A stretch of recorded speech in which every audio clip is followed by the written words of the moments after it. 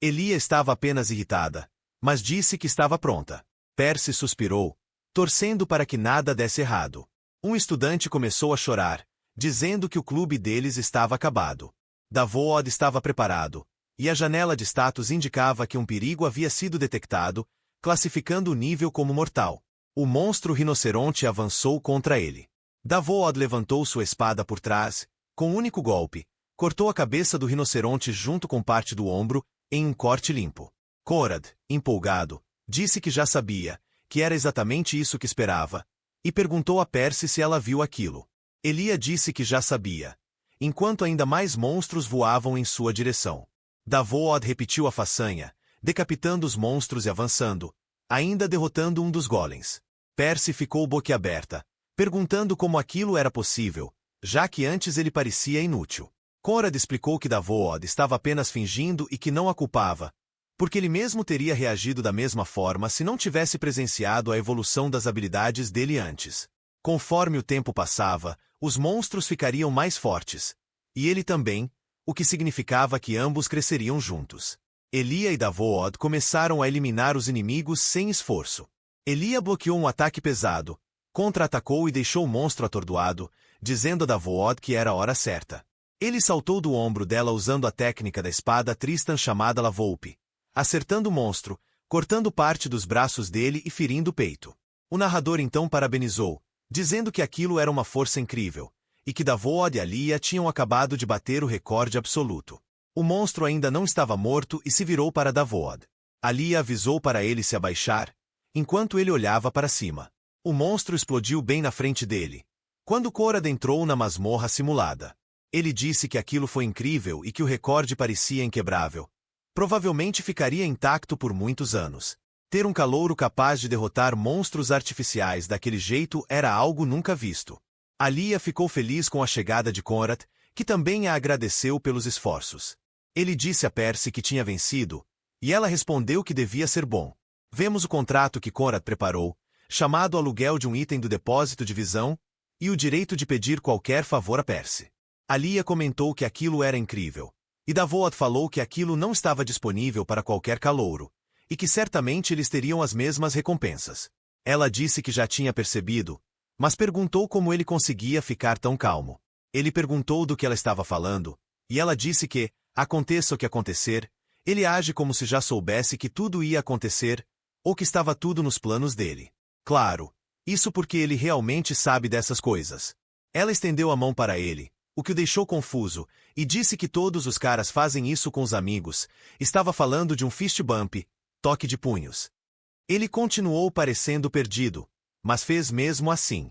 Quando os punhos se tocaram, ela começou a sorrir, e ele perguntou se aquilo já estava bom o bastante. Ela respondeu que o veria no dia seguinte e saiu correndo. Eleanor comentou que não sabia se ela era amigável ou apenas estranha.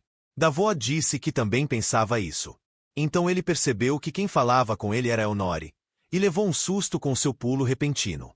Ela perguntou se Davos gostava de Alia, mas ele não respondeu por um momento e começou a entrar em pânico. Como sua habilidade de sobrevivência desesperada não ativou, parecia que ela não pretendia fazer nada contra ele.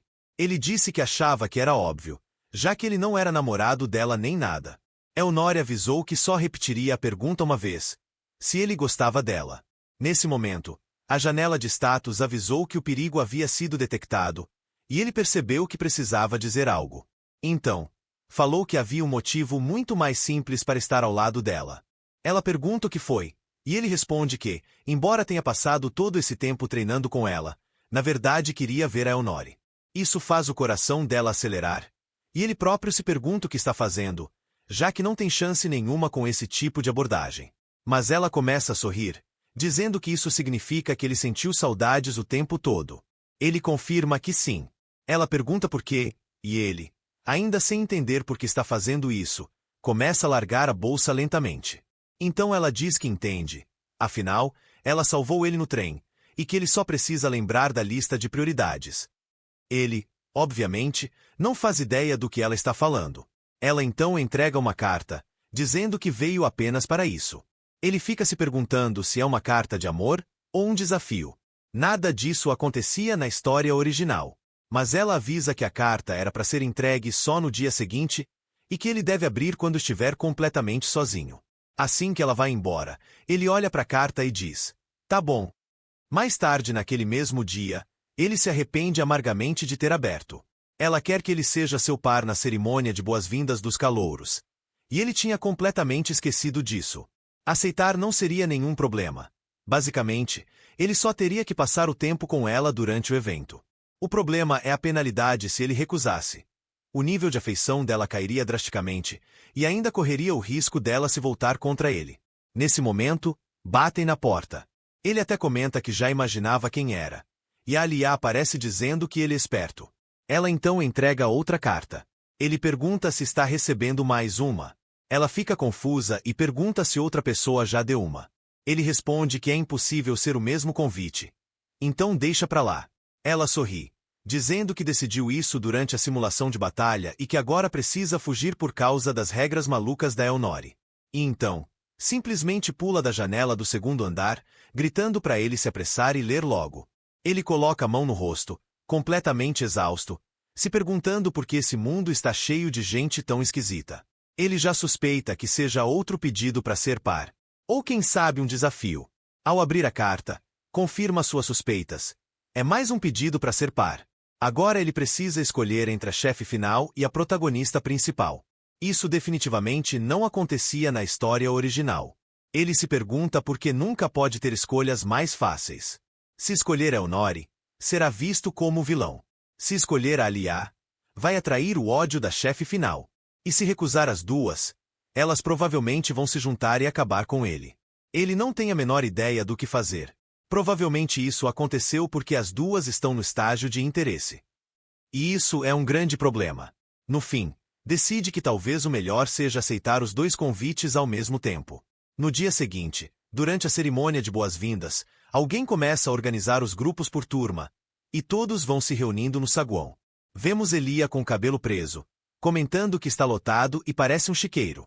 Ela então olha pro lado e agradece da Vood por estar com ela. Mas ele está com uma expressão super concentrada enquanto caminha ao lado dela. Acontece que ele usou todos os pontos que tinha para comprar uma habilidade chamada Andarilho Clone. Mesmo que o clone só sirva de substituto, talvez funcione. Isso o leva a desbloquear um evento surpresa chamado Encontro Duplo, já que decidiu ir com as duas. Mas ele não pode ser descoberto. Se for, vai sofrer uma penalidade. Ele começa a configurar a personalidade do clone e comenta que, com tanta gente por perto, as coisas podem dar muito errado se ele for pego, especialmente se alguém o vir junto com sua cópia. Então decide dar ao clone uma personalidade mais fria, discreta, para não chamar atenção. De repente, ouve um barulho assustador que o faz pular de susto.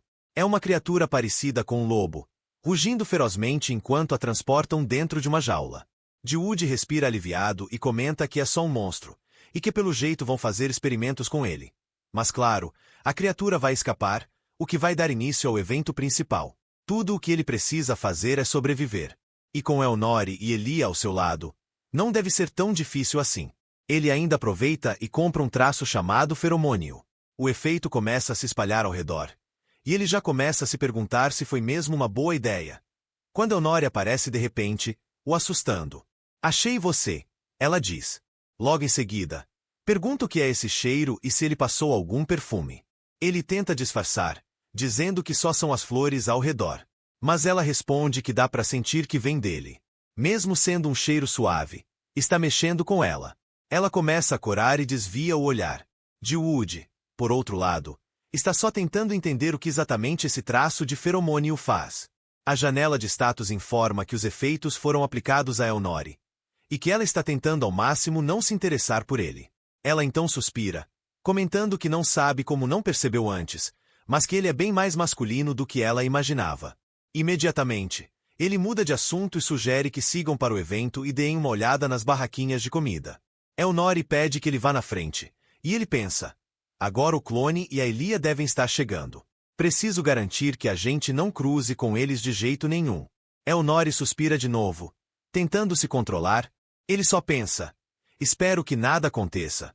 Se tudo continuar assim, pode ser que dê certo. O importante é que ele e o clone consigam acompanhar as duas sem que elas percebam. Ele insiste de novo. Vamos comer alguma coisa. E ela concorda. Ele sugere espetinhos de javali, e pensa que talvez ela vá recusar para cuidar da forma física. Mas, surpreendentemente, ela pergunta como ele sabia que ela gostava de espetinho de javali, querendo saber se foi só coincidência. Claro que foi. Então ele pensa que, se demonstrar que não gosta de carne de javali, talvez ela perca o interesse. Mas ela percebe e pergunta se ele está tendo dificuldades para comer. Ele se força a manter a postura e o relacionamento como está. Precisa manter a distância ideal e, principalmente, manter Elia bem longe deles.